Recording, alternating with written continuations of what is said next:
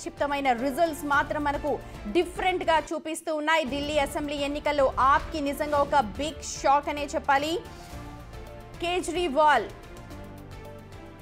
వెనుకంజలో ఉన్నారు. ఓడిపోయినట్టుగా మనకు న్యూఢిల్లీలో కేజ్రీవాల్ ఎక్కడైతే కంటెంట్ చేశారో అక్కడ ఓటమి పాలైనట్టుగా మనకు లేటెస్ట్ అప్డేట్స్ అంటూ ఉన్నాయి. దీంతో ఇప్పుడు ఆప్ బిగ్ షాక్ కి గురైందనే చెప్పాలి.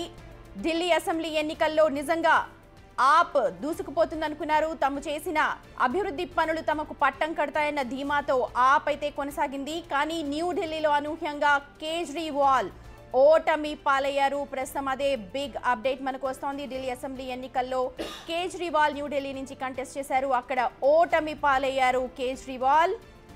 నిజంగా బీజేపీకి ఇది ఒక బిగ్ విక్టరీ అని చెప్పాలి. ఎక్కడైతే 27 ఏళ్లుగా వెయిట్ చేస్తోంది బీజేపీ, గతంలో కాంగ్రెస్ హయాం కావచ్చు, ఆ తర్వాత ఆప్ పార్టీ కావచ్చు, గత 27 ఏళ్లుగా అక్కడ జరుగుతున్న పనులన్నీ కూడా చూసి మోడీ సర్కార్ ఇప్పుడు ఢిల్లీ షైన్ వైపు తీసుకెళ్తామంటున్నారు. ఢిల్లీని బిగ్ అభివృద్ధి దిశగా తీసుకెళ్లే విధంగా ప్రణాళికలు సిద్ధం చేస్తాము అని అంటూ ప్రణాళికలను కూడా రచించి ఓటర్స్ కి చెప్పారు. ఈ నేపథ్యంలోనే ఓటర్స్ ఇప్పుడు బీజేపీ వైపు మొగ్గు చూపినట్టుగా మనకు తెలుస్తోంది. అలాగే గత 10 ఏళ్లుగా బీజేపీ చూస్తోంది ఆప్ పాలనకు సంబంధించి. అలాగే ఆప్ పాలన 10 ఏళ్లుగా చూస్తున్నారు ఢిల్లీ వాసులు. అంతకుముందు కాంగ్రెస్ పాలన చూశారు.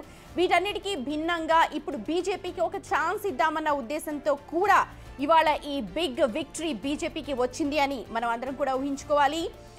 ఢిల్లీ అసెంబ్లీ ఎన్నికల్లో నిజంగా ఆప్కి ఒక బిగ్ షాక్ మీద షాక్స్ తగులుతూ ఉన్నాయి. న్యూఢిల్లీలో కంటెస్ట్ చేసిన కేజ్రీవాల్ ఓటమి పాలయ్యారు.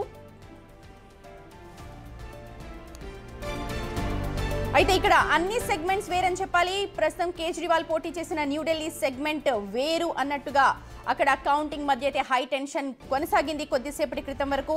తొలి రౌండ్ నుంచి కూడా తీవ్ర ఉత్కంఠ చివరి రౌండ్ వరకు కూడా కంటిన్యూ అయింది. ఇక్కడ ఆప్ నుంచి కేజ్రీవాల్, అలాగే బీజేపీ నుంచి పర్వేష్ సాహిబ్ సింగ్ కంటెస్ట్ చేశారు. కాంగ్రెస్ నుంచి సందీప్ దీక్షిత్ పోటీ చేశారు. ముగ్గురిలో సందీప్ దీక్షిత్ మొదటి నుంచి వెనుకంజలో ఉన్నారు. పర్వేష్ సాహిబ్ సింగ్ కేజ్రీవాల్ మధ్య మాత్రం హోరాహోరీ పోరు నడిచింది. 3 సార్లు ఢిల్లీ సీఎంగా పనిచేసిన కేజ్రీవాల్ కు న్యూఢిల్లీ సెగ్మెంట్ పబ్లిక్ అంతా కూడా ఏకపక్షంగా పట్టం కట్టేందుకు ఉత్సాహాన్ని అయితే చూపించలేదు. కేజ్రీవాల్ పరిస్థితి ఇలా అవుతుందని చెప్పి ఎవరు ఊహించలేదు అని అనుకోవాలి. పబ్లిక్ మాత్రం న్యూఢిల్లీ సెగ్మెంట్ లో మార్పు కోరుకున్నట్టుగా తెలుస్తోంది. రైట్, రామగౌడ్ గారు ఏం చెప్తారు? మీరు అన్నారు ఇందాక కేజ్రీవాల్ వైపే ఉన్నారు అని, కానీ న్యూఢిల్లీ సెగ్మెంట్ లో ఏకంగా ఓటమి పాలయ్యారు. తప్పకుండా మేడం, ఓటమిలు గెలుపులు అనేది సహజం.